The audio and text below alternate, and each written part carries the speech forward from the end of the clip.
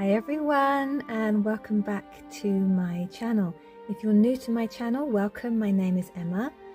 If you've been here a few times and seen several of my videos, you know I do all sorts of different things, including art journaling, junk journaling, some virtual exhibitions, and also I do some sort of fine art related, nice and simple, easy tutorials, which is what I'm doing today on drawing and painting.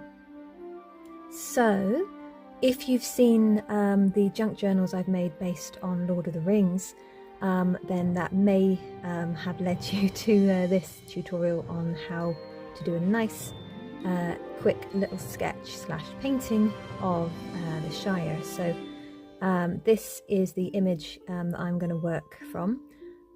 So if you have an image of the Shire, if you want to do this specific one, I will pop the link in the description below so you can paint and draw along with me. There's a couple of things that you will need. You will need a sketchbook of quite thick paper. If you've got watercolour paper, that's wonderful. If you've got mixed media paper, like I have, that also works very, very well because it allows you to use all sorts of different mediums. So this is the mixed media paper that I'm using. And as you can see from these little icons up here, it's good for pencil, for paint, for ink and pastel. So you can use acrylic and you can use watercolour. But don't worry if you don't have any fancy special paper. As long as you've got thick cartridge paper, that will be absolutely fine. Okay, you'll need some watercolour paints. And it doesn't matter if you've got really basic ones known as tablet ones, if you've got liquid watercolour paints that come in tubes, or if you've got what's called a pan set, which will look a little bit like this, but it'll probably be much bigger. This is an empty one gifted to me by a lovely friend of mine, and I've just put some watercolour liquid paint in here. I let it set, and then of course you can just use that.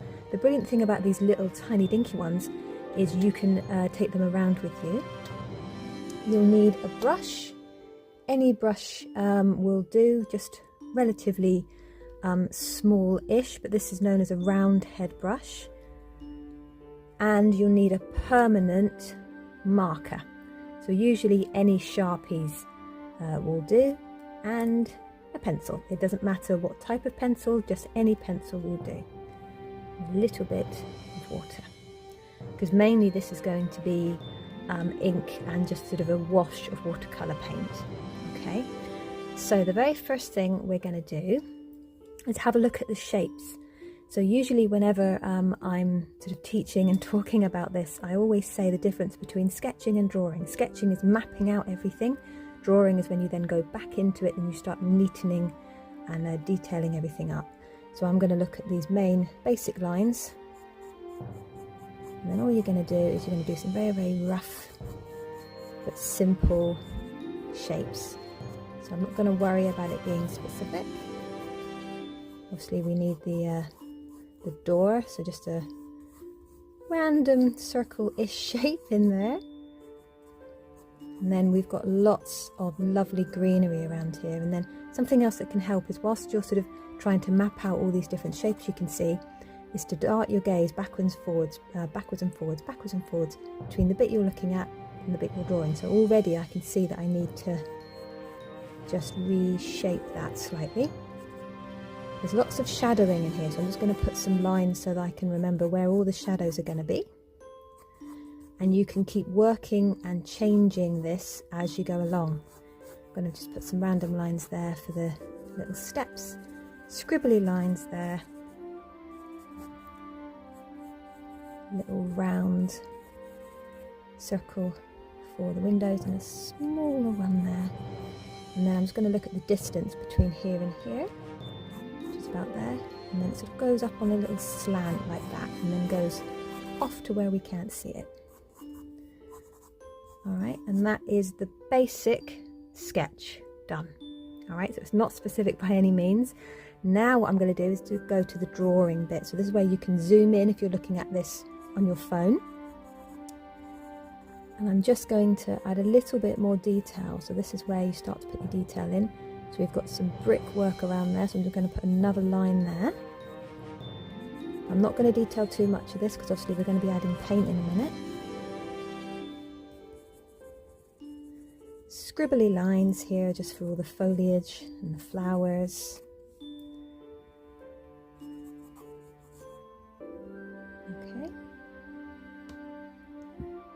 So that is the base of the drawing of the Shire.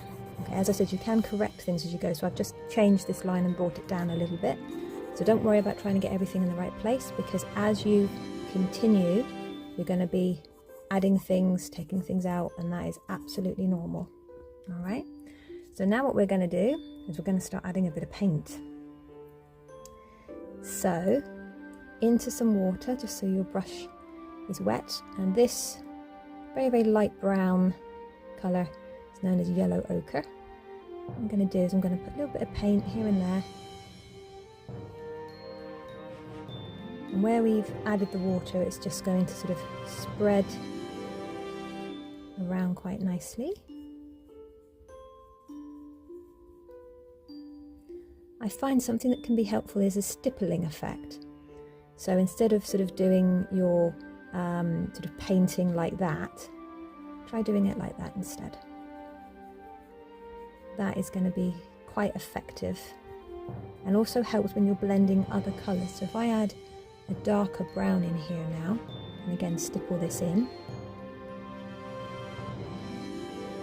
that's going to be a lot more effective and help it to blend than if you were to sort of really do different types of painting strokes. So we've got a shadow under here, so I'm just going to put that in there. As I said, we're going to build this up as we go along, and you'll be surprised, the thing that's going to bring all this together near the end is pen. I absolutely adore working in pen. So I've got a little bit more paint on my brush here, so you can hopefully see that there. So this is where I want the colour to be a bit more intense, so I've got more paint and less water. So I'm going to stipple that in there. You'll feel when the brush starts to get a bit dry and when you need to add more water to sort of help you move things around. I'm going to just add that there just to remind me about the steps. A little bit of water, I'm going to go in with this darker brown again. Just add that in there like that.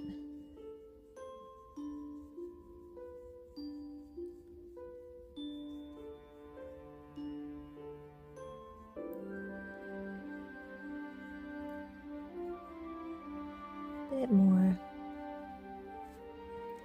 Let's go into this lovely colour here and just stipple this. So this has got 3 colours in it now. We've got yellow ochre, we've got burnt umber, and we've got burnt sienna. So burnt sienna is the more sort of reddish colour there. Burnt umber is that sort of darker brown, and we've got yellow ochre there. Doesn't matter if you don't have those exact colours, or if you don't know what the colours are known as. Do not worry at all, because often colours will have a different name depending on what brand. So sometimes they can be different anyway, so don't worry about whether you have the right colours. As long as you've got a light brown and a dark brown and a green, you can pretty much do this painting. Alright. So that's some of the colours in there. Watercolour, particularly if you haven't used it before, it will look quite blotchy, quite watery, as you may expect. I'm going to go into a green now. I've only got one type of green here. So what I'm going to do is I'm going to stipple this in where all the sort of green and sort of leaves and shrubbery is. But what I'm going to do is every so often I'm going to add some different colours to it, just to give it a little bit of shade. So where I've got this green in here now, I'm just going to add some brown in with it, and that's going to act as a sort of darker green. Alright, so if like me you've only got one type of green and it might not be the type of green you need, add some brown to it. Alright, so I'm just going to add some green here. I'm going to add little bits of brown to it, particularly here where we've got that lovely shading. And you'll notice I'm leaving gaps for where we've got some reds and some pinks here.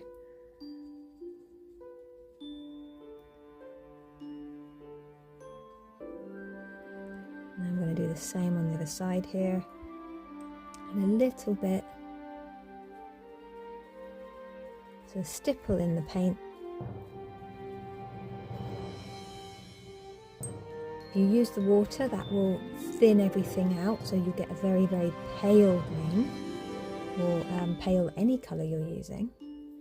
And this is sort of a little bit sort of lusher, so what I'm going to do is I'm going to go into some yellow and add the yellow, so that's going to make the green a little bit more luscious looking. And again, I've got more water now, so you can see it's really, really thin, very, very pale. I'm going to stipple in that. The other thing I always like to mention when you're using a photo of any type, don't worry about trying to get it exactly like the photo, because you're not doing a photo, you're not taking a photo, you're doing a painting, so it's going to look completely different because you're using a different medium.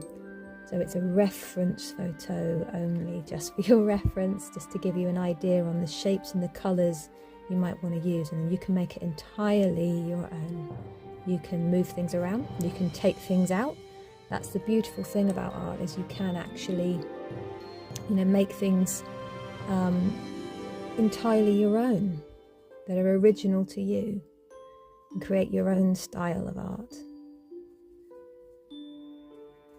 Alright, so at the moment it still looks a little bit blotchy, a little bit messy, but don't worry, we're going to build this up. This is how all paintings start out. A lot of it is just mapping out where everything's going to go, and then you add your detail later. Alright, but I just hold this there, you can see it's starting to build. A lot of this will start to look much better when you start adding your shading. So I'm going to focus a little bit here on some of the shading underneath the roof there. Something else you'll notice is that if the area you're adding more paint to is still wet, then it will pull some of the paint out. Now if, like me, you want that, then brilliant. If you want it to really cover with a new colour, you need to let the paint underneath dry. Otherwise it's going to lift the paint off and look quite blotchy. But as I said, if you want it to sort of blend and you want that effect, then that's absolutely fine. Add a little bit more. So at the moment I'm just adding water to actually grab the paint and put on top, just to make that paint a little bit thicker and fuller looking.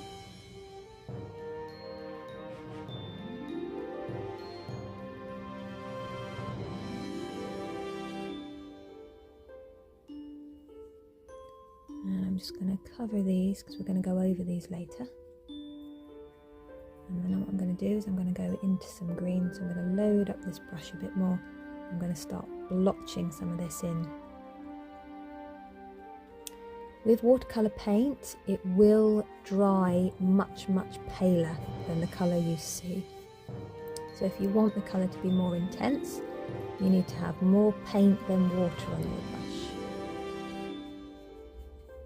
Alright, so starting to take shape, and you will be surprised what detail you can bring through when you start adding pen. I'm going to add more sort of a darker green around the edge here, because that's a little bit sort of in shadow there. So it's starting to build nicely. I'm going to wash this brush out a little bit, and then what I'm going to do is I'm going to focus on some of these sort of florals here. So I'm going to go into a purpley blue, I think. There we go, there's purple there and a blue there, we go. And I'm just going to stipple this in. So I'm not going to have it exactly like this because I'm changing it ever so slightly. So I'm just going to ad-lib this bit, so to speak, and just put in some colours where I'd like them to be. So I'm going to go into some red, so the red will be nice and intense. And of course you can add this on top once it's all completely dry, if you want to, or you can just experiment a little bit and let it blend in like I'm doing. Alright, let's do some more here. Something else I'd like to mention is the use of white in watercolour. So where I'm using watercolour, sort of liquid paint from a tube that I've put in here, the white paint will be quite intense. If you're using a pan set, which is sort of, it comes sort of pre-built with your paints, then you'll find it's very, very weak. So you do need to have lots and lots of it on your brush. And you need to make sure that the areas you're working with are completely dry, because you can see it's very weak here, because this particular white I'm using was from a pan set. But it's very good if you just want to make a paler version of any of your colours. So I'm just going to round off some of these a little bit just to neaten them. Alright.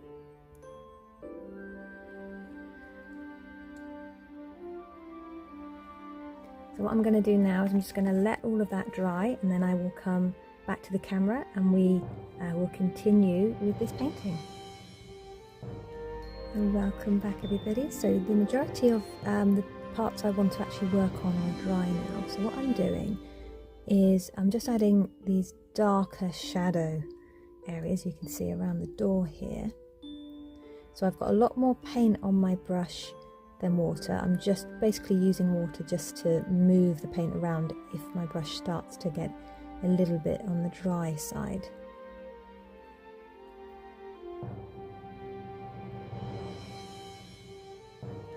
So what I'm doing first, I don't have a black in here. So if you want to make your own black, and many artists like to do this if they prefer not to use the colours directly from tubes, or if they don't have black, is you can mix a little bit of all your primary colours, which are red, yellow and blue. And if you have more red and more blue, then it will get a very, very dark black. So what I'm doing is I'm just mixing blue, and I've got brown here, so I'm using brown to do that. But traditionally you mix all of the primary colours together in different quantities and just experiment.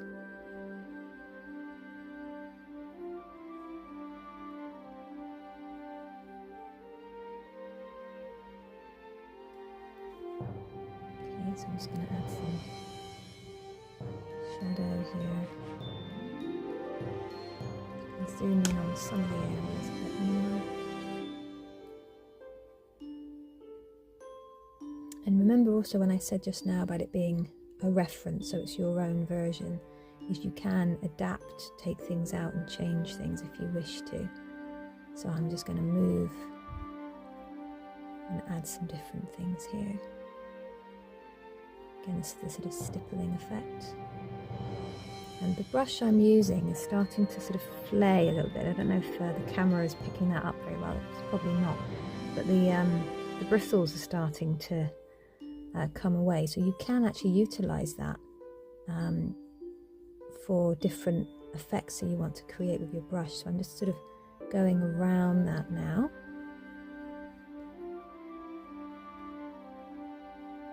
I'm reshaping this door a little bit.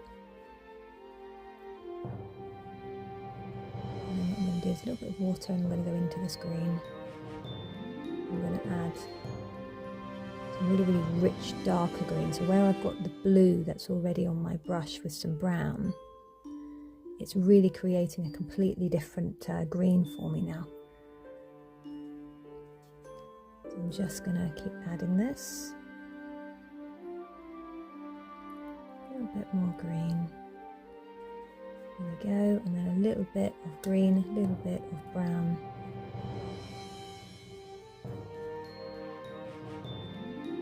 And then the rest of the detail we are going to add with pen. Alright, so I'm just going to add final few bits of green on here. I'm going to add a bit more up here that I'm going to stipple in, just so that we've got this beautiful hilltop that is part of the Shire.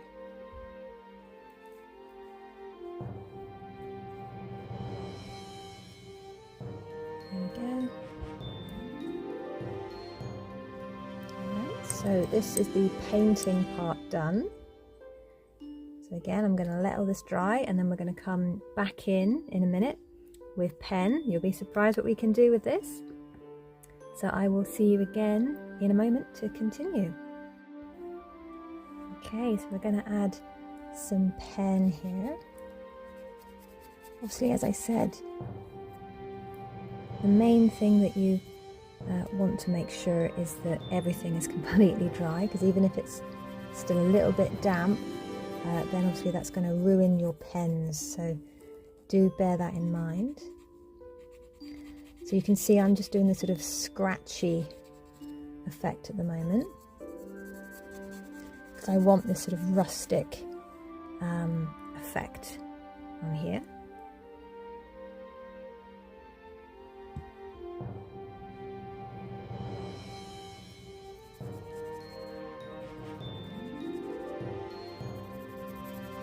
I'm just going to add some more detail.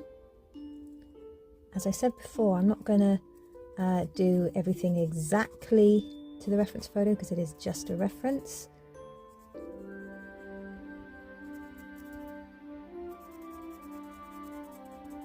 But basically the one thing to do when you start going in with pen is follow all of the detail that you've already done. And I always find this sort of slightly scratchy way of using a pen can really add this rustic effect and feel, especially if you are drawing something which has got any type of woodland effect to it.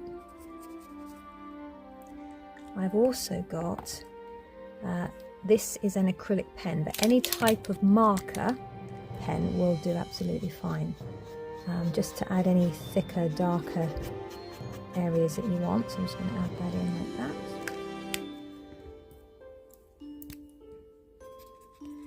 And then this is a nice little bit where you can just start to be really experimental with your mark making. And just literally do scribbles. So that's a really good, effective way of drawing foliage and drawing leaves and petals. It's just doing little scribbles like this. So I'm just going to go over this like that. Little scribbles, lots of little scribbles.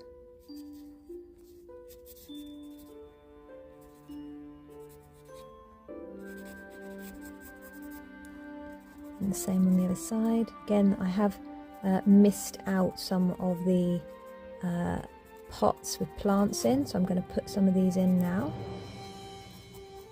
I've got a white marker pen that I'm going to start putting some little highlights in a minute. Just lots of scribbles. Again, I'm going to go in with a little bit of my thicker pen here, just for a little touch here and there, not too much. Just a little bit. Yep. And then back to my Sharpie. Again, this sort of scribble effect works really, really well for any type of grass that you're doing, like so.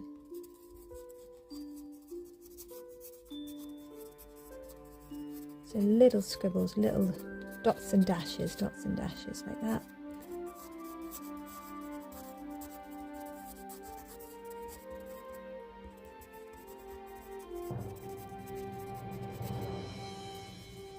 Okay. And again, I'm going to outline some of the steps for the paths here. Again, really sort of scratchy with the pen. Not being specific at all, but I do recommend this is a really lovely way of getting used to using something, particularly for the first time. the door in there. There we go. And then I've got a white marker here. So I'm literally just going to put little indications of some highlights here and there.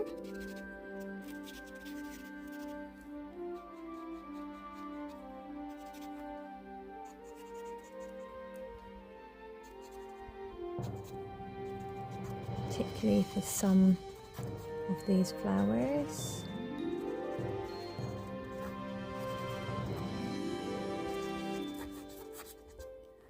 It's very, very subtle but effective. I'm going to go back around the door there. You can see it's starting to really form now. And you could keep sort of building this up and working on this as much as you like, but I always feel that when you get to a point where you don't know what to do, or if you need to add anything, that's when you need to stop. Alright, so the last thing I'm going to do is just a little bit more colour on here, just a little bit. I'm going to add a little bit more. So you can keep adding more paint afterwards if you want to.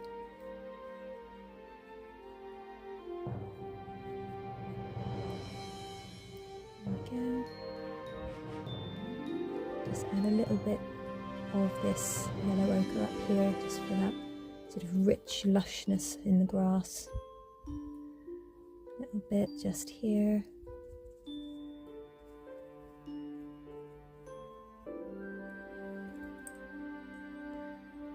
I'm going to add a little bit on here just to warm this green a little bit.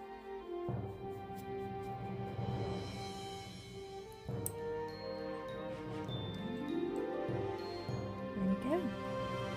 So this is my sort of illustrative version of the Shire. I hope that you found it helpful, and if you wanted to doodle and paint along with me, I hope it's given you some ideas on sort of getting started with watercolour and pen. And I will see you again soon for my next video.